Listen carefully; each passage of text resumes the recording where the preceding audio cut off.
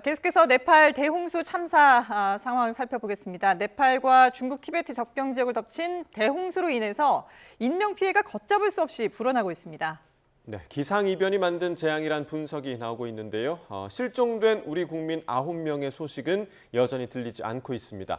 전문가 두 분과 조금 더 자세한 이야기 나눠보겠습니다. 이수곤 전 서울시립대 토목공학과 교수, 염건웅 유원대 경찰소방행정학부 교수와 함께하겠습니다. 어서 오십시오. 안녕하세요. 예.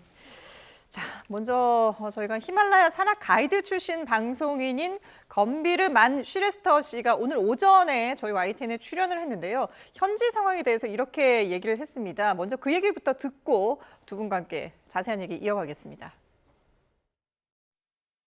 수아 지역은 진짜 이제 8,000m 랑단루리라는 산 밑에 있는 지역이고, 그리고 그 지역에 있는 마을 자체가 산이 이렇게 네 군데에서 이렇게 있고, 네. 그 안에 산 이 강 앞에서 사람들이 마을이거든요. 예. 그러니까 순식간에 이게 마을이 사라지는 거죠, 지금은.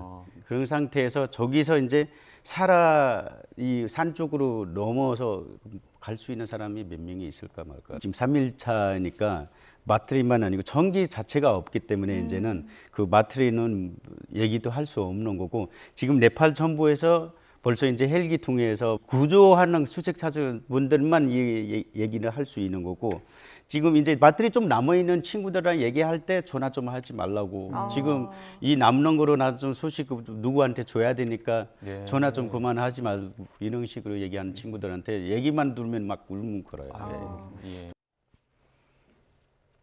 네, 마을이 순식간에 사라졌다라고 했는데 정말 사망자도 그렇고 인명피해가 정말 많이 늘고 있습니다. 사망자가 현재까지 472명, 거의 500명에 육박하고 있는 그런 상황입니다. 그리고 실종자도 1,500명을 넘었는데 문제는 이 숫자가 더 늘어날 가능성이 크다는 거잖아요. 네네.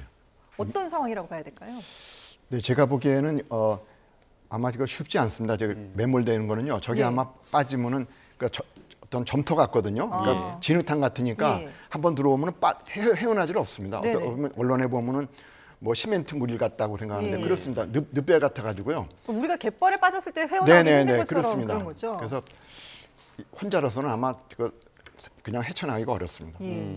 자, 지금 뭐 실종자에는 우리나라 국민 지금 9명이 포함돼서 지금 더 우려가 큰 상황인데, 아직까지는 좀 새로운 소식이 좀 없는 것 같아요. 네, 안타깝게도 좀 새로운 소식이 없습니다. 예. 지금 현장에는 총 28분의 근로자들이 계셨었는데 네. 5분이 이제 휴가를 가셨던 상태였고, 여기서 이제 10분은 지금 안전이 확보돼서 지금 뭐 후송이 됐고요. 그 중에 10분 중에서 한 분은 이제 현장 소장인데, 예. 거기 현지 또 작업자들이 한 15명 정도 있는 거죠. 그러니까 현지의 그 외국인 작업자들, 우리나라 사람이 아닌 분들이, 그래서 예. 그분들의 이제 안전이 확보될 때까지 남아 있겠다, 그래서 예. 남아 계시는 건데, 나머지 지금 9분은 처음부터 이제 실종 상태였다가 지금도 아직까지 이제 실종 상태였습니다. 예.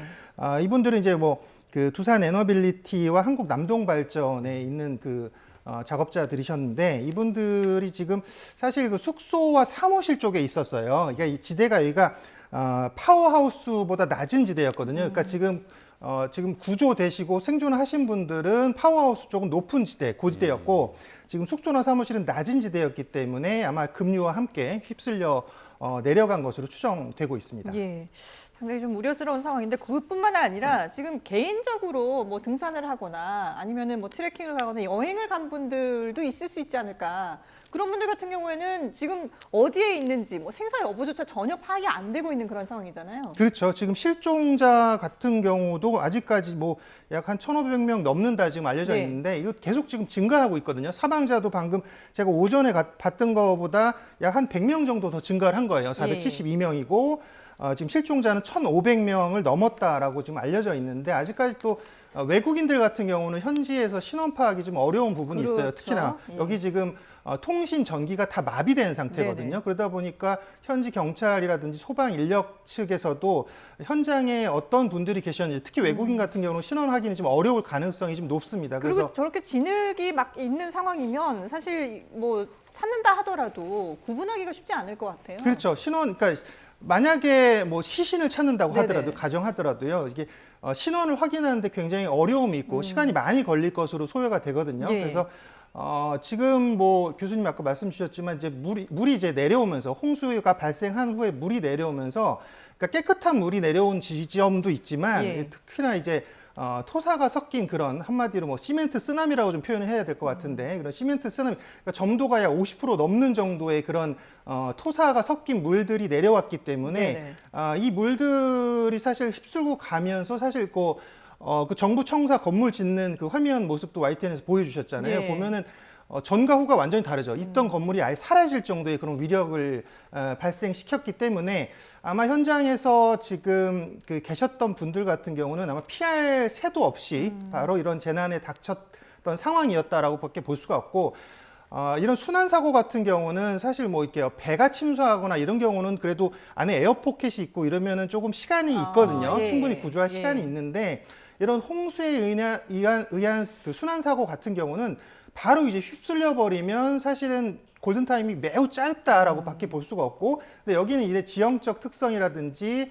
홍수의 어떤 그 물의 특성상 사실은 좀 희생자가 더 많이 발생할 가능성이 매우 높다라고 볼 수가 있죠. 네. 네. 앞서 지금 교수님께서 설명해 주신 그 우리 기업의 근로자들이 지금 매몰된 네네. 것으로 좀 추정된 그런 상황, 숙소에 있었다고 하는데 추가적으로 좀 의견이 있으신 것 네, 같아요. 아까 공사 현장에 있던 사람들은 위쪽에 있고 여기는 지대가 낮아서 괜찮다 그러는데 저는 그렇게 보다는요. 여기서도 우리가 배울 점이 있어요. 왜 작년에도 그렇고 재작년에도 그렇고 이게 홍수돼 가지고 피해를 봤다는데 네. 그때는 괜찮았어요. 왜 그런가 하면 우리가 계곡이 이게 빙글 이거 S자로 이렇게 내려오거든요. 예. 내려올 때는 물이 내려올 때는 계곡부로 내려오는데 그래서 아마 그 발전소도 그렇게 지었을 거예요. 근데 산에서 토속류가 내려가지고 토속류가 돌하고 같이 내려오면요. 이거 계곡을 따라오는 것이 아니라 직진해 버립니다. 무거우니까.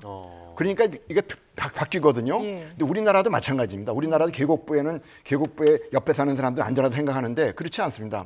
물이 내려올 때는 되는데 토속 내려오면 직진해 버리거든요. 물리적인 예. 성질이 있어서. 그래서 요번에도 보니까 제 위치를 보니까 그게 직진하는 쪽이에요. 차라리 발전소 쪽으로는 지대가 거기가 아니라 거기는 강가에 가깝지만은 물이 내려올 때 이제 하는데 토속류가 직진하면 이쪽으로 그게 돼 있습니다. 예. 그래서 아마 산사태를 날 거를 그걸 왜 예상을 안 했는지 하는 거가 좀 아쉽습니다.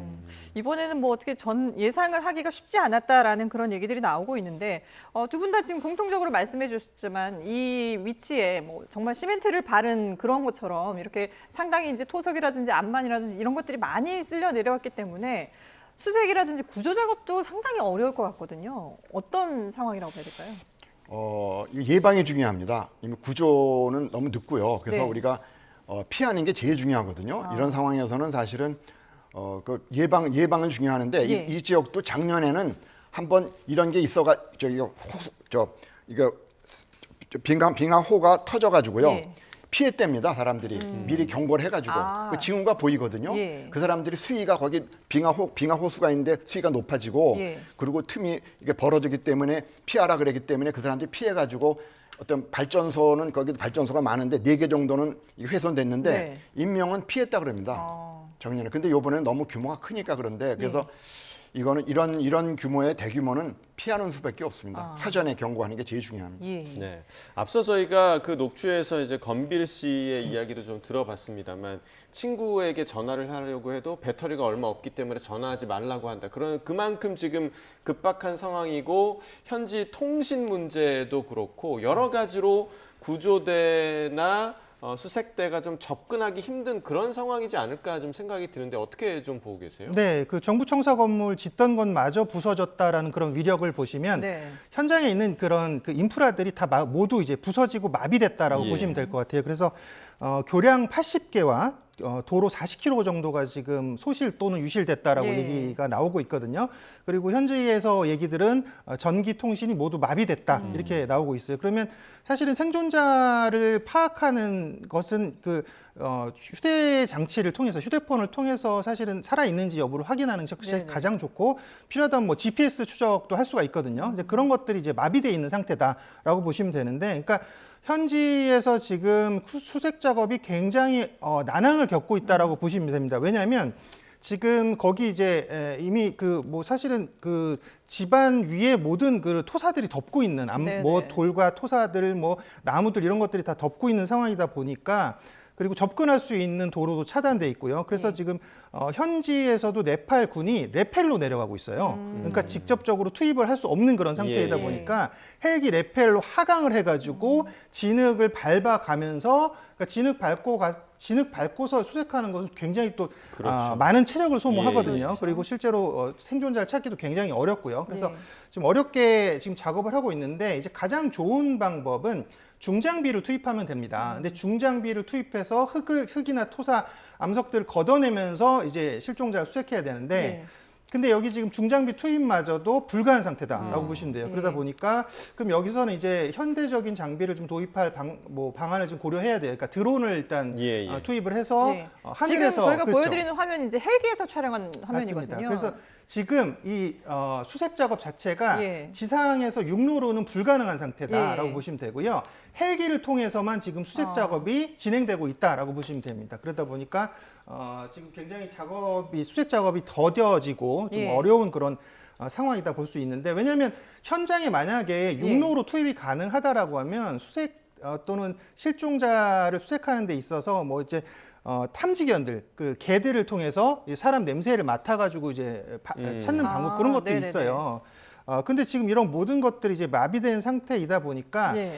수색 작업은 아마 이게 지금 물이 그 V자 협곡 사이로 쭉 내려와서 하류 지점 쪽을 집중적으로 아마 수색을 해야 될 것 같아요. 하류 지점에 이제 몰리는 경우들이 예. 있고 이제 지류가 꺾이는 지점들 거기가 이제 그러니까 뭐 사람이 떠내려온다라고 하면 이제 걸리는 그런 지점들이 있거든요. 그런 지점을 좀 중점적으로 들여다봐야겠죠. 예. 앞서서 이제 저희가 그 영상으로도 보여드렸는데 많은 그 부유물들이 이제 말씀하신 것처럼 강을 타고 이렇게 따라 내려오는 그런 모습들을 보여드렸거든요. 그러니까 지금 하류 쪽에서 뭔가 수색을 하거나 이렇게 좀 집중을 해야 되는 그런 부분인데 우리 신속 대응팀도 이제 현재 급파되지 않았습니까? 그리고 군에서도 공군 다목적 공중급유기인 시그너스를 투입한다고 하는데 우리 지원팀도 가서 활약을 좀 해야 되지 않을까? 뭔가 좀 수색 작업이라든지 이런 활동을 해야 되지 않을까라는 생각이 드는데 어떤 쪽으로 좀 접근을 해야 네, 될까요? 우선 이제 11명 투입했죠. 외교부, 예. 경찰, 소방해서 11명이 지금 신속 대응팀이 출발을 이미 했고요. 네네. 그다음에 추가적으로 더 지금 구조대를 급파한다라고 정부 측에서 밝혔습니다. 예. 그러니까 상황이 굉장히 급박하게 돌아간다라는 얘기고 좀 신락 같은 희망이긴 하지만 이분들이 일단 생존에 있다라는 가정하에 우리가 적극적으로 수색에 임해야 되고 그러다 보니까 우리나라에서도 전문 인력들인 경찰, 소방 인력들이 이제 수색 인력으로 지금 급파가 된 거거든요. 네네. 그래서 여기에 추가적으로 더 수색을 할 수 있는 전문 인력들을 지금 파견을 해서 현지에서 활동을 할 건데 아까 제가 말씀드렸듯이 일단 현장 상황이 굉장히 지금 제약이 많습니다. 어려운 상황이다 보니까 아마도 지금 뭐 아까 그 네팔 군의 협조를 받아서 뭐 헬기로 투입해서 현장 지점, 그러니까 지금 사고가 난 지점 있잖아요. 예. 뭐 숙소라든지 그 사무실 지점 이쪽을 중심으로 해서 일단 거기 수색을 하고 거기서 이제 찾지 못한다면 반경을 이제 넓히겠죠. 반경을 넓히고 그다음에 아까 이제 하류 쪽으로 이 쓸려 내려간 지점까지 계속적으로 좀 수색 반경을 넓혀가면서 수색을 할 것으로 보입니다. 네. 예. 자, 이제 이번 참사의 그 원인을 좀 짚어보도록 하겠습니다. 지금 뭐 사실 비도 오지 않은 상황에서 대홍수가 발생을 해서 모두가 지금 상상하지 못한 그런 결과를 맞이한 상황인데 사실 저희가 처음에 이 원인 분석을 할 때 미국에서도 처음에 지진이라고 얘기를 했다가 그리고 이제 빙하가 떨어진 것이다라고 분석을 바꿨고요. 조금 전에 저희가 리포트를 보여드렸을 때 안반 자체가 무너진 거다. 그러니까 산 자체가 무너진 거다라는 내용이 있었는데 교수님도 이 부분에 좀 동의하십니까? 네, 저도 그렇게 봤습니다. 예. 지금 첫 번에 나왔으니까 빙하라고 생각하는데 이렇게 보면은 지금 지금 히말라야는 어떻게 이해해야 되냐면요. 제가 보기에 지금 우리는 자꾸만 결과를 봐가지고 지금 홍수만 보지 않습니까? 예, 홍수 예. 피해는 홍수니까 그건 결과입니다. 원인은 어디 있냐면 이 히말라야에 대한 지질의 문제입니다. 이게 어떻게 보면 지질재해거든요. 그러니까 예. 지질이 빙하가 떨어져 산사태가 발생해서 그게 이제 홍수로 연결된 거거든요. 그러니까 어떻게 보면은 지금 히말라야는 5천만 년 전에 신생대 초기인데요. 예. 그때 원래 이게 바다였는데 전부 다. 근데 인도는 우리가 판 구조론이라는 게 있어요. 지구가 네. 몇 군데 예, 판으로 예. 이루어져 있는데요. 인도판이 있고 위에는 유라시아판이 있습니다. 네. 근데 인도판이 밑으로 들어가면서 이게 융기가 돼서 밀어 올리니까 네. 그래서 히말라야가 생긴 히말라야 거거든요. 산맥이 생긴 거죠. 네, 히말라야 예. 생긴 겁니다. 그래서 티베트 고원이 그 위쪽, 티베트는 위고 히말라야가 바로 네팔하고 사이에서 이번에 나온 거거든요. 예. 근데 그러면 거기는 어떻게 생겼냐면 이게 지각을 이렇게 내려 밀니까 이게 많이 이게 깨져 있습니다. 그리고 우리가 많이 얘기하는 단층, 이 점토가 많은 단층들이 많거든요. 예. 그 단층들이 우리나라에서도 산사태의 원인이지만은 여기도 마찬가지입니다. 그러니까 전 세계적으로 다 원인의 산사태는 같거든요. 예. 근데 여기서도 많이 돌이 깨져 있고요. 많이 단층이 많고 그래서 이번에도 이렇게 무너지기 전하고 무너지는 사이 이렇게 보니까 빙하라 그러는데 아주 칼처럼 절단한 것처럼 다 끊어집니다. 이거는 단층 같은 겁니다. 단층 예. 지질 구조의 문제지. 그래서 빙하의 밑으로 받치고 있던 그게 무너지니까 이게 빙하 같이 무너졌는데 예. 왜 그런가 하면 무너지면서 그게 한 규모가 한 600m 하니까 한 600m 하니 축구장에 뭐 한 수십 개가 되고요. 예. 그렇게 1m로 1km 떨어졌다 그러거든요. 수직으로요. 맞습니다. 예, 그러면서 이게 빙하는 뭐 물에 뜨니까 비중이 1도 안 되거든요. 근데 저 암석은 비중이 3배입니다. 3배. 그러니까 그게 이렇게 떨어지면은 지금 5.2의 지진이 발생했지 예. 않았습니까? 예. 우리나라 경주 지진하고 마찬가지고 지진 나오면 우리 한반도가 전체가 느끼는 거예요. 네. 그 정도의 그 지진은 제가 보기엔 돌이 떨어진 거지 그 빙하만 떨어진 게 아니라 그게 전부 다 밑에가 돌이 같이 무너진 거라고 저는 봅니다. 실제로 예, 그 과학자들도 그 산의 안반 자체가 통째로 무너져 내린 것으로 지금 추정을 하더라고요. 네, 그게 맞다고 봅니다. 어, 네. 그러니까 그렇게 볼 수밖에 없는 것이 단순히 빙하만 붕괴된다고 해서 그렇게 큰 진동이 발생할 수는 없다라는 거군요. 네네. 그게 너무 규모가 크고요. 예. 그리고 히말라야 지역은 워낙 그게 유명한 그 지질 재해라. 그러니까 어떻게 보면 홍수를 하지만 지질이거든요. 지질 네. 재해입니다. 우리나라도 산사태 원인이 똑같습니다. 이 지질을 토목공사하면 또 잘못 건드리면 이렇게 문제가 되는 여기는 자연이지만 예. 자연주대지만 또 그리고 원인도 단층입니다. 거의 다 대규모로 붕괴되는 거는 네. 거의 단층이라고 볼 수밖에 없습니다. 예. 자, 그리고 이제 네팔 홍수 예보국에서 분석을 한 게 이번 사태로 200억 리터에 달하는 물이 협곡으로 쏟아졌다. 사실 좀 상상이 안 되는 그런 규모입니다. 네. 이게 그 수영장 8,000개를 채울 수 있는 물의 양이라고 하더라고요. 네, 맞습니다. 지금 현재까지 쏟아진 물의 양이 약 200만 제곱미터의 물이 쏟아져 내렸다라고 알려져 있어요. 그러니까 예. 이게 축구장 800개 정도인데 문제는 뭐냐? 이게 지금 추가적으로 또 지금 이 홍수가 날 가능성을 중국에서 경고를 하고 있어요. 예, 실제로 예. 9월 1일 날 네네. 홍수가 발생할 것이다라고 얘기를 하고 있고요. 약 300만 제곱미터의 물이 유입될 것이다라고 지금 얘기를 하고 있거든요. 그러니까 빙하호가 또 범람한다는 얘기인데 아까 네. 교수님 말씀하셨지만 지금 현재로서는 이제 빙하가 붕괴가 되고요. 거기 이제 밑에 이제 얼음의 암석 사태가 발생해서 거기에 강이 막혀버린 거거든요. 그 막힌 것에 자연댐이 막아주든가 자연댐이 붕괴가 되고 그다음에 이제 토성유성 돌발 홍수가 발생하는 그런 흐름으로 이어졌는데 지금 위에 있던 그런 빙하호들의 물에 그러니까 그런 거죠. 빙하호에 이제 그 수조에 가득 찬 물에다가 돌을 하나 던져버리면 물이 넘쳐버리는 그런 네. 상황이 다시 발생해버린다는 얘기죠. 그러면 지금 있는 약 300만 제곱미터의 물이 다시 지금 유입될 가능성이 있다. 그래서 2차 홍수가 발생할 가능성이 높고 그걸 이제 중국 측에서는 9월 1일에 발생할 수 있다라고 지금 예측을 하고 있는데 예. 축구장 1,200개 분량이라고 그러면 상상할 수 없는 정도의 그 물이 그러니까요. 쏟아져 내릴 수도 있다는 얘기를 하는 거죠. 예. 근데 이 200리터에 달하는 물이 한꺼번에 쏟아져 내려오면서 흙이나 뭐 바위를 같이 이제 쓸고 내려온 거잖아요. 일부 구간에서는 급류의 속도가 시속 170km를 넘었다라는 얘기도 나오고 있는데 그러면 이 정도면 사실 수압을 어느 정도로 전망을 해야 되는 건가요? 차를 몰아보시면 100km만 돼도 굉장히 빠르거든요. 엄청 고속도로. 빠르죠. 예. 170km는 사실 우리나라에서 낼 수 없는 속도예요. 예. 뭐 독일의 아우토반 정도 가야 낼 수 있는 그런 속도인데 실제로 170km의 속도로 지금 내려왔다라고 알려져 있거든요. 네. 그렇다라고 하면은 뭐 차량보다 빠른 속도였다라고 보시면 돼요. 그러니까 순식간이었다라고 보시면 돼요. 그러니까 눈에 딱 보이는 순간 물이 내 앞으로 왔다. 지금 급류가 내 앞으로 피할 오는 새도 없이. 그렇죠. 피할 예. 새도 없이 급류가 바로 그러니까 내가 보는 순간 바로 내 앞으로 몰려온다라고 보시는 정도의 속도라고 보시면 될 것 같아요. 그래서 뭐 얘기로는 뭐 120km 정도 뭐 차가 지나가는데 한 119km 정도의 속도가 옆에서 똑같이 나오더라. 뭐 이런 보도를 제가 아까 YTN에서 한 걸 봤거든요. 네네. 근데 뭐 최대한 170km 정도까지 네팔 당국에서는 추정을 지금 하고 있어요. 그러다 보니까 이 급류 속도가 이렇게 빨리 내려오는 것은 결국은 이제 위에서 있었던 그런 그 빙하호에서부터 이렇게 쭉 내려오는 그 물이 그러니까 이제 5,000m 상공에서부터 지금 빙하가 내려온 거긴 한 건데 네. 지금 정확하게는 아마 1,200m 구간 정도부터 내려온 걸로 예상을 하고 있거든요. 그러니까 이게 지형이 가파르고 고도가 높다 보니까 유속이 빨라질 수밖에 없는 그런 구조고 또 이게 V자 협곡 안으로 물이 이제 같이 몰려버리잖아요. 네네. 그러니까 물이 퍼지는 게 아니라 물이 좁은 골목으로 모여져 버리니까 속도가 더 빨라질 수밖에 없었던 거죠. 예,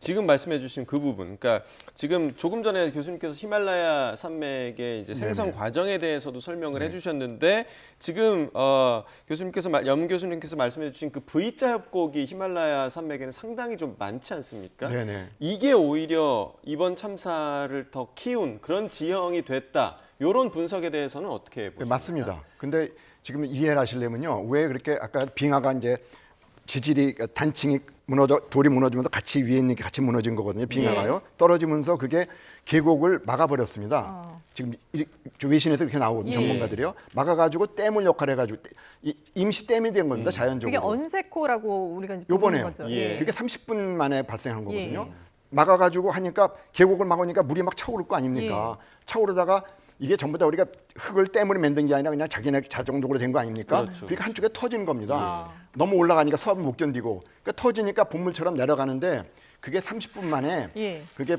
7m 수위가 올라가 버렸답니다. 네네. 근데 그게 계곡으로 바짝 내려가니까 속도가 엄청 빠르죠. 그렇죠. 물량도 많고. 그래서 7m 정도 내려갔다 그러니까 속도가 아까 그러니까 좁고 가파른 그 계곡이니까 더 빠를 수밖에 없는 네네 거죠. 거기가 지형이 그렇습니다. 그러니까 거기 그리고 우리 저희가 볼 때는 뭐 산사태는 지금 어떻게 되냐면 산사태는 나는 게 당연합니다. 왜 그럼 예. 산이 산사태 나면서 깎여 내려가면서 평지로 되는 자연 현상이거든요. 예. 그러니까 여기가 히말라야는 가파르니까 산사태는 언제든지 날 수밖에 없습니다. 뭐 빙하가 내든지 비가 오든지 간에. 그래서 여기는 나오게 되면 산사태를 근데 전부 다 막을 수는 없고요. 예. 피해를 줄여야 되는데 그 경고하는 게 중요합니다. 경고, 사전에 경고. 여기서도 경고를 지금 아마 유엔 같은 데서 도와주는 걸로 저도 알고 있는데 아마 이번에도 아마 네. 예, 알겠습니다. 네, 계속해서 네팔 대홍수 관련 이야기 이어가도록 하겠습니다. 이번 홍수, 올 연말 준공을 앞뒀던 수력발전소 건설 현장 또한 홍수로 인해서 피해가 만만치 않을 것으로 보이는데요. 긴박했던 현장 모습 함께 보시겠습니다.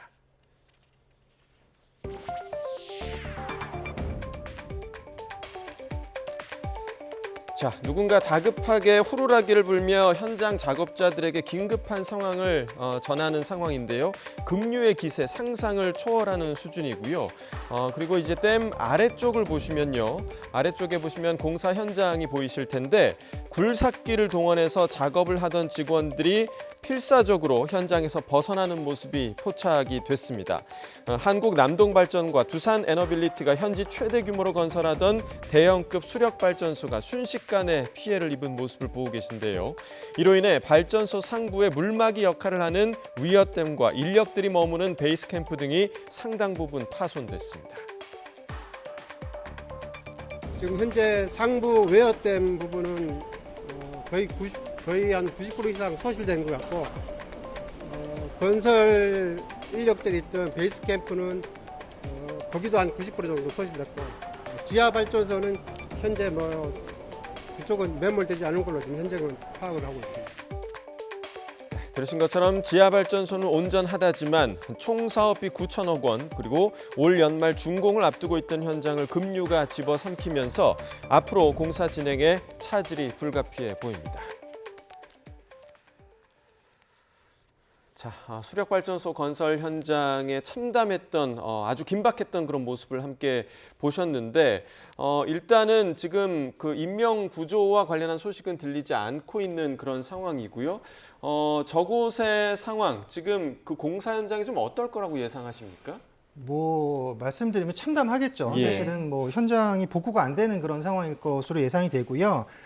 상부 물막이 시설과 베이스 캠프가 대부분 유실된 상태다. 그래서 지금 약 90% 정도를 상실했다라고 지금 밝히고 있거든요. 네. 그러면 거의 이제 사실은 소실된 상태다라고 보시면 되고, 예. 다행히도 뭐 지하 발전소 시설은 남아 있다라고 지금 얘기를 하고 있지만, 지금 우리나라가 이 지금 네팔의 수력 발전 중에 가장 큰 공사를 수주한 거였어요. 예. 이게 그래서 약 6억 4,740억 달러, 그러니까 우리나라 돈으로 따지면 9천억 정도의 돈에 해당하거든요. 그러면 이게 발전 용량도 216메가와트에 달하는 대형급 그런 수력 발전소였는데, 이 발전소가 만약에 가동됐다라고 하면 네팔 국익에도 도움이 되고, 또 우리나라도 마찬가지로 이제 수력 발전의 어떤 기술력을 전 세계에 알려주는 그런 계기가 되기 때문에 사실 네. 좀 안타까운 그런 사고이긴 하지만요. 지금 그러면 이게 그러니까 현장에서 지금 공정률이 지금 이 만들었던 수력 발전소 공정률이 80%에 달했어요. 그래서 네. 올해 말이면 이제 준공이 되는 거고, 내년부터 이제 남동 발전에서 운영을 해서 27년간 직접 운영하기로 했던 그런 계약을 따는 그런 건이거든요. 그래서 아마도 이 네팔 지금 이 홍수 자체가 복구되려면 굉장히 큰 시간이 소요될 것 같습니다. 예. 아마 짧게는 뭐 한 6개월, 길게는 한 1년 이상이 소요될 거로 보여요. 그리고 네팔 같은 경우는 이제 고산지대이기 때문에, 그리고 또 인프라가 이제 우리나라와 같이 이렇게 잘 구축되어 있지가 않습니다. 네. 그래서 이런 인프라를 다시 이제 회복하고 이런 다시 이제 이런 원상 복구하는 그 시간이 상당히 오래 걸릴 것으로 보이고요. 거기에 왜냐하면 지금 이 수력 발전소를 짓는 데 있어서도 여기에 뭐 자재라든지 인력을 나르는 그런 부분에 도로가 분명히 있어야 되거든요. 예. 근데 지금 도로가 다 유실된 상태고 다리가 다 유실된 상태면, 그러면 이런 그 현지 인력들이 뭐 헬기를 타고 계속 갈 수는 없는 그런 예. 상황이에요. 그러다 보니까 이런 모든 그 인프라들이 같이 회복이 된 상태여야지 아마도 이 지금 수력 발전소도 복원이 될 것이다라고 좀 예상을 해봅니다. 이수훈 교수님, 지금 말씀해 주신 이 수력 발전 건설 현장이 어떻게 보면 이제 지형상 수력 발전의 최적지이긴 하지만, 이렇게 홍수가 나거나 무슨 산사태가 나거나 했을 때 취약할 수밖에 없는 그런 또 지형이다라는 얘기도 있더라고요. 네, 어쩔 수 없습니다. 그런데 왜 그런가 하면 예. 우리나라도 댐을 짓는데, 우리나라는 여름에만 비가 많이 네네. 내리지 않습니까? 그래서 저수조를 크게 짓는데, 여기는 그렇지 않습니다. 물이 항상 내려오니까, 수량이 많으니까 짓질 않습니다. 조그맣게 이렇게 뭐 배수로 조그맣게 만들어 놓고요. 예. 집수정처럼 조그맣게 만들어 놓고, 그리고 물량이 많으니까요. 그래서 여기도 보니까 한 1km 정도, 보니까 규모가 10km 정도의 도수 터널을 만들었고요. 낙차가 340m라고 합니다. 예, 예. 그래서 거기서는 제가 보기에는 그 터널은 괜찮은 것 같고요. 아까도 네네. 말씀하시는데 네. 맞습니다. 근데 아마 그 위에 구조물 같은 것들은 그거 복구하는 데는 뭐 크게 어려울 것 같지 않습니다. 터널 뚫는 게 오래 걸리거든요. 예, 예. 네, 그럼 거의 뭐 뚫린 것 같습니다. 그거는요. 생각보다는 아까 교수님 얘기한 것처럼 이제 그거 자재 같은 거 운반하는 게 어렵지, 맞습니다. 공사하는 거는 거의 제가 보기에는 마무리한 것 같습니다. 터널이 제일 중요하거든요. 근데 어쨌든 지금 거기 주변에 있는 진흙이라든지 이런 부분들을 좀 정비하는 데만도 시간이 이제 꽤 걸리지 않을까라는 그런 걱정이 되는 상황인데요. 저희가 지금 네팔 대홍수 상황 살펴보고 있는데, 앞서 속보로 전해드렸던 화재 소식 잠깐 또 다시 확인해 보겠습니다. 충남 천안에 있는 화학물질 제조업체에서 큰 불이 났습니다. 네, 이 불로 현재까지 3명이 숨지고 최소 4명이 다친 것으로 확인되고 있는데요. 취재기자 연결해서 들어보겠습니다. 자, 이정미 기자, 불이 난 시점이 언제입니까? 네, 화재는 오늘 오전 11시 40분쯤에 발생했습니다. 충남 천안시 성남면에 있는 화학물질 제조업체입니다. 처음엔 페인트 공장이라고 신고가 들어왔었는데, 천안시와 소방당국은 현장에서 화학물질을 취급하는 업체인 것으로 일단 파악했습니다. 지금 보시는 영상이 시청자 제보 영상인데요. 엄청난 불길이 건물 위쪽을 집어삼킨 것을 볼 수 있습니다. 시커먼 연기가 계속 뿜어져 나오고 있고요. 낙하물도 떨어지고 있습니다. 이 불로 급식실 조리원인 70대 여성 1명이 숨진 것으로 확인됐습니다. 소방당국이 이후 건물 2층과 8층에서 2명이 숨져 있는 것을 발견하면서 사망자는 3명으로 늘었습니다. 대피하던 직원들도 화상을 입은 것으로 전해졌습니다. 소방관과 공장 관계자가 불을 끄다가 건물에서 떨어진 낙하물에 다치면서 현재까지 경상자까지 포함하면 4명이 다친 것으로 파악됐습니다. 불이 아직 꺼지지 않았고 내부 인원도 파악 중인 것으로 알려져 인명피해는 더 늘어날 가능성도 배제할 배제할 수 없습니다. 다만 소방당국은 현재까지 추가로 접수된 실종자는 없다고 밝혔습니다. 업체 건물은 2층짜리로 등록돼 있는데 계단식 구조물이 추가로 있는 형태입니다. 소방당국은 대응 1단계를 발령하고 화재 진압을 벌이고 있습니다. 일단 주변 건물로의 연소 확대를 막기 위해 노력하고 있다고 전했습니다. 한성수 국무총리도 천안시 화재 진압과 부상자 지원에 만전을 기할 것을 지시했습니다. 가용소방력과 장비를 총동원해 화재 진압까지 현장 활동과 인명 검색에 최선을 다해달라고 소방청에 긴급 지시했습니다. 전국부에서 YTN 이정미입니다. 계속 보여드리고 있는데요. 염 교수님께 잠깐 좀 질문을 드리겠습니다. 지금 화면에 보면은 정말 시뻘건 불길이 무섭게 치솟고 있고 검은 연기도 엄청나게 지금 쏟아지고 있는 그런 상황인데 문제는 여기가 페인트 공장이어서 불이 쉽게 잡히지 않을 것 같다는 좀 걱정이 들거든요. 네, 일단은 뭐 최초에는 페인트 공장으로 파악을 했다라고 했는데 방금 기자분께서 화학 물질 제조 업체다라고 말씀을 주셨어요. 그래서 뭐 페인트 공장이나 화학 물질 제조 업체나 마찬가지로 이 화학 물질은 사실은 불이 났을 때 굉장히 급속도로 또 연소가 진행이 되고요. 그다음에 빨리 확산이 됩니다. 그래서 지금 보시면 그 최상층부의 불길 화염이 굉장히 높게 치솟고 거기 이제 검은 연기들이 치솟는 걸 보시면 이거는 이제 유독가스에 의한 그런 연기가 이제 저렇게 검게 나오거든요. 그래서 뭐 예를 들어 종이를 태우면 하얀 연기가 나와요. 근데 이 유독가스, 그러니까 화학 물질에 의한 그 유독가스가 발생하면 이렇게 검은 연기가 발생을 하는 것이죠. 그러니까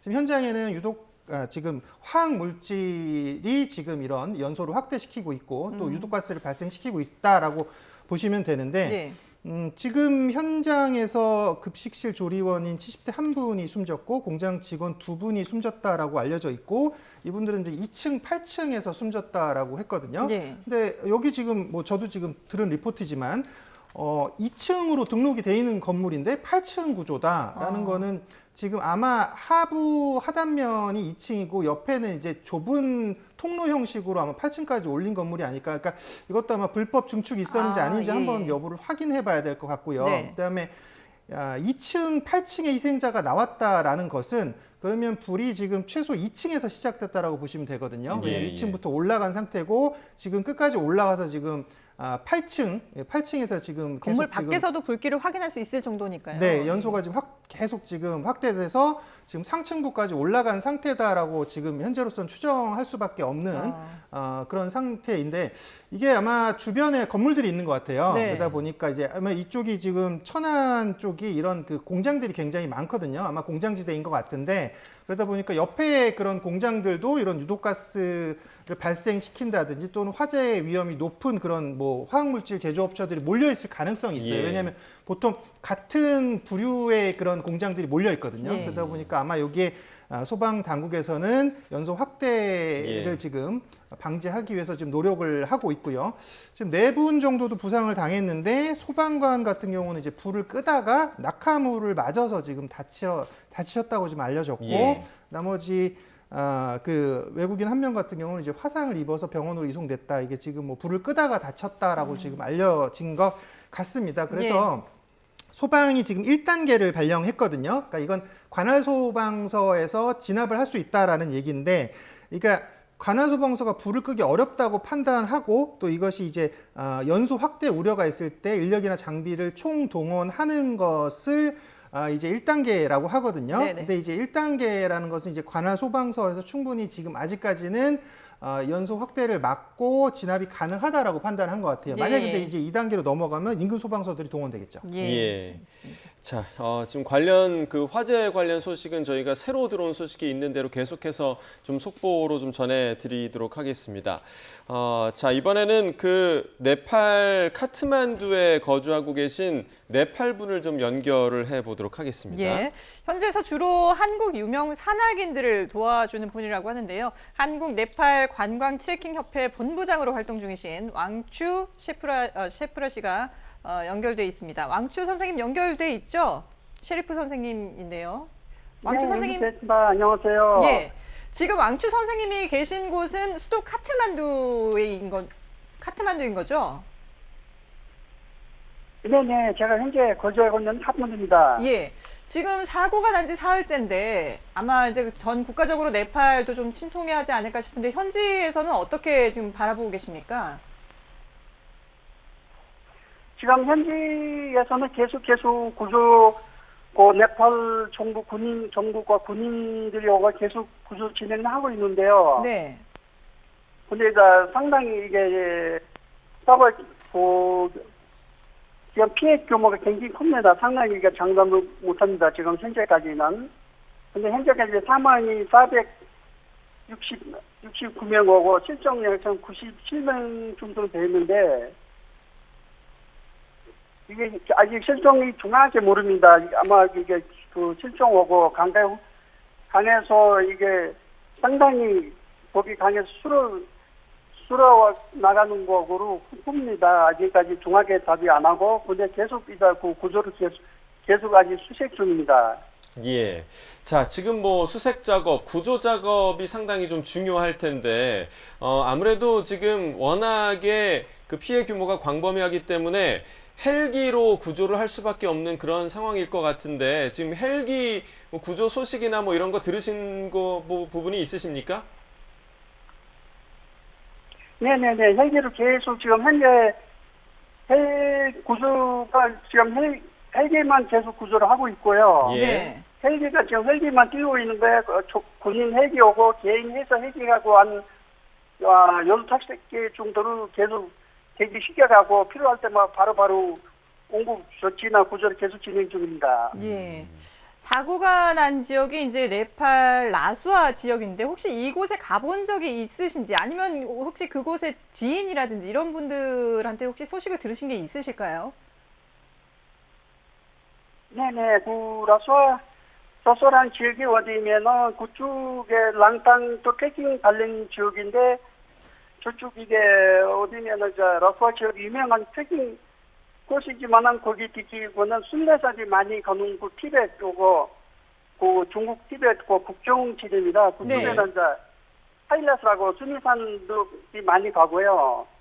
수미산 오고 많이 거기 그 순례사과 거기 불교 있는 하일라산 그쪽으로 많이 거기서 이동합니다. 그게 도로를 요즘 뚫어갖고 이쪽을 통해서 많이 가는 지역입니다. 예. 자, 어찌됐든 이제 트레킹 하는 분들, 그리고 순례객 분들이 많이 방문을 하는 곳이기 때문에 그래서 이제 외국인들의 피해가 더 클 수밖에 없었다라는 말씀이신데 지금 사실 구조 작업이 진행되고는 있지만 또 이런 홍수가 날 것이다. 그러니까 2차 홍수가 날 것이다. 이런 얘기도 있더라고요. 현지에서도 이런 얘기가 들리고 있습니까? 네네, 현지에서 아직도 홍수가 토준 그 위에다 빙하지대라서 위에 아직도 그 국경지에서 약 7m 중국하고 네팔 땅 국경에 큰 호수가 하나 아직도 위험한 걸 가능성이 높다. 예. 거기서 이제 좀 조심스럽게 이사하고 앞으로 3, 4일이나 7일 뭐 언젠가 터질 위험 가능성이 높다는 말이 나옵니다. 예. 알겠습니다. 어쨌든 지금 뭐 현지에서도 실시간으로 속보로 전해드리고 있을 텐데 오늘 경황이 없는데도 불구하고 전화 연결해 주셔서 고맙습니다. 지금까지 왕추 셰르파 씨와 연결해서 네팔 상황 들어봤습니다. 감사합니다. 고맙습니다. 네. 네, 자 지금 저희가 이제 뭐 현지 얘기도 들어봤습니다만은 얘기해 주신 것처럼 여기가 워낙에 이제 트레킹이라든지 순례객들이 많이 찾는 곳이기 때문에 외국인들 피해도 상당히 많았거든요. 물론 이제 왕추 선생님이 그 피해자 규모를 말씀해 주셨지만 그건 이제 네팔 현지에서 집계하고 있는 네팔 현지인들 얘기인 것 같고 종합적으로 보자면은 피해가 정말 인명피해가 어마어마하지 않습니까? 네. 더 늘어날 가능성이 있어서 좀 걱정이죠. 그렇죠. 걱정이죠. 사실은 뭐 이게 인명피해가 지금 멈추면 다행인데 네. 아마 늘어날 가능성이 사실은 굉장히 높은 상황이다라고 네네. 볼 수밖에 없고 인도 관광객들도 피해가 많았는데 인도 같은 경우는 이제 성지 순례 여기가 이제 접경 지역이에요. 그러다 예. 보니까 이제 성지 순례를 할 수 있는 구역도 있고 또 히말라야 쪽으로 올라갈 수 있는 그런 구역도 있고 하다 보니까 다국적 관광객들이 모여 있었습니다. 그래서 이분들이 지금 가장 희생자가 많은 그런 상황이에요. 그러니까 네팔 현지인보다 오히려 지금 관광객들의 지금 사망자가 더 많이 지금 집계된 걸로 알려져요. 중국의 피해가 가장 또 그렇죠. 심하더라고요. 중국도 예. 그러니까 이게 네팔 쪽하고 중국 쪽하고 예. 이제 피해가 두 군데에서 발생한 걸 네네. 총으로 이제 집계를 해서 한 실종자 1,500명 정도, 뭐 사망자 지금 400명 이상 이렇게 지금 얘기를 하고 예. 있는 건데요. 그러다 보니까 지금 이게 네팔 쪽만 아니라 중국 쪽까지 이제 피해자들도 많고 중국 네. 쪽 현지에서도 이런 또 피해자가 많이 발생한 상황입니다. 예. 자, 지금 과연 이런 참사가 이번 한 번으로 끝날 것인가? 지금 이런 우려가 상당히 좀 큽니다. 왜냐하면 이번에 이제 빙하와 관련된 그런 참사였기 때문에 지금 빙하가 계속해서 녹고 있는 상황 아니겠습니까? 지구 네네. 온난화 때문에. 네. 이런 참사가 또 더 발생할 가능성에 대해서는 좀 어떻게 관측하십니까? 네, 계속된다고 봅니다. 예. 그래서 네팔에서 보면은 빙하 호수가 2,000개 내지 3,000개 있다 그러고요. 네. 그 중에서 위험하다고 판단하는 것들이 46개 정도가 있다 그럽니다. 그래서 거기서 계측기를 하는데요. 그래서 저런 것들은 우리가 직접적으로 막지 못하고 계측을 하거든요. 예. 그러니까 수위가 갑자기 올라가거나 호수가 빙하 호수가 내에 쌓이는데 호수가 있는데요. 거기다가 이제 계측하기도 하고 거기다 또 보강하기도 하고 하는데 지금은 그러고 나서 또 요새는 또 GPS 위성이 많아져가지고요. 네. 그런 거 해가지고 이렇게 계측하기도 하고 그리고 네팔은 아무래도 뭐 경제적으로 많이 수준 올라온 데는 아니니까요. 예. 아마 유엔에서 많이 좀 도와주는 것 같습니다. 그 유엔에도 또 우리나라도 적극적으로 도와줘야 되고요. 그래서 예. 국제적으로 이걸 해야지. 그리고 또 이거는 빙하 녹는 것도 그렇고 하나의 원인이 지구 온난화거든요. 예. 그 온난화는 혼자 해결할 수 있는 것이 아니라 전 세계적으로 같이 해결해야 된다고 봅니다. 예. 예. 앞서서도 이제 예방이 중요하다라고 계속 강조를 해주셨는데 말씀하신 것처럼 그런 걸 이제 조기 경보 시스템도 좀 충분히 미리 마련을 해주는 게 필요하지 않을까라는 생각이 들거든요. 네네. 그 작년에는 아까 제가 말씀드렸지만 예. 작년에 한번 여기하고 똑같은 게 발생해가지고요. 그러니까 네팔에도 그런 시스템이 돼 있는 상황인 거군요. 네네, 돼 있는데 너무 많으니까요. 예. 그리고 아까 같이 크게 무너지는 것들은 그거는 또 너무 불가항력적인 측면도 있죠. 예. 그러니까 사실은 왜 그 지질조사 아까 지질이 중요하다는 지질조사 어려운 거 하면 눈들이 다 덮여 있거든요. 네. 그 밑에 있는 지질을 알 수가 없습니다. 지금 사실은. 근데 우리나라 같은 데는 보기가 쉽거든요. 눈이 없으니까요. 근데 그렇기 때문에 이게 한계가 있습니다. 지금 아무래도 그러니까 일단 간접적으로 위성이나 이런 걸 봐가지고 산에 징후가 있으면 요새는 뭐 위성으로 보는 게 있습니다. 네. 그래서 점차로 뭐 요새 또 AI도 있고요. 그런 게 점차로 많이 주면은 사전에 징후를 예측해가지고 예. 경고해가지고 주민들이 피할 수 있도록 지금 그 방법밖에 없습니다. 지금 뭐 사실 그 말씀이 맞는 것 같습니다. 불가항력적인 지금 상황이 확실한 것 같은데 그래도 우리가 뭐 예를 들면 산사태 났을 때 전조 증상 같은 거 얘기하지 않습니까? 네네. 어떤 소리가 들리거나 아니면 돌이 굴러 떨어진다거나 네네. 이런 전조 증상처럼 지금과 같은 그런 재난도 전조 증상을 뭔가 느낄 만한 게 있을까요? 어떻게 있습니다. 보세요? 그래서 예. 지금 아까 빙하호라는 게 왜 생겼냐면 산에서 빙하가 내려오면서요. 내려오다가 이제 빙하가 혼자 오는 것이 아니라 돌하고 흙들이 같이 오거든요. 예. 그러다가 쌓입니다. 계곡에. 그럼 또 쌓이다가 또 이제 오면 또 빙하가 또 떨어지면 거기 호수에 또 틀어져 가지고 쓰나미처럼 네. 이게 파도가 쳐나가지고 다시 또 무너지는 거거든요. 예. 근데 그런 것들을 보기 위해서는 그게 오게 되면 그 수위가 올라갑니다. 이게 아까 같이 제방이라는 게 자연적으로 된 거거든요. 그 물이 어느 정도 올라간 걸 하기 위해서 올라가고 제방이 금이 간다. 그럼 빨리 경고해가지고 피하도록 그런 게 이제 여기서는 이런 지역에서는 그게 징후라고 볼 수 있습니다. 예. 그러니까 지금 여기 이 지역이 몬순 기후 때문에 비가 그 전에 그러니까 뭐 이 산사태가 일어난 당일은 비가 안 왔지만 그 전에 이미 비가 상당히 많이 왔었고 그리고 앞으로도 일주일 정도 비 예보가 있기 때문에 더 좀 추가로 붕괴 가능성이 있지 않나라는 걱정을 하고 있거든요. 네, 맞습니다. 일단은 지금 한 일주일 정도는 비가 내린다고 예보가 되어 있어요. 네. 그리고 언세코라는 게 이제 문제인 거죠. 네. 그러니까 산사태로 이제 물길이 막혀서 생겨난 호수를 언세코라고 하는데 중국 측에서 지금 하늘에 공중에서 헬기를 띄워서 사진을 찍어봤더니 언세코가 다수 존재한다라고 얘기를 하고 있고 네. 지금 그 언세코가 내려와서 약 한 300만 제곱미터의 물을 쏟아낼 가능성이 있고 그것이 이제 9월 1일 날로 예측이 된다라고 얘기를 하는데 여기에 또 일주일 동안 만약에 강수가 내리게 되면 예. 이게 추가적으로 여기에 이제 결국은 이 호수에 차 있는 물이 떨어질 수 있는 요소로 작용할 수가 있다는 거죠. 그렇게 되면 다시 지금 이번에 났던 홍수와 또 급류 이런 것들이 다시 이제 반복될 가능성이 높아진다라는 겁니다. 그래서 네.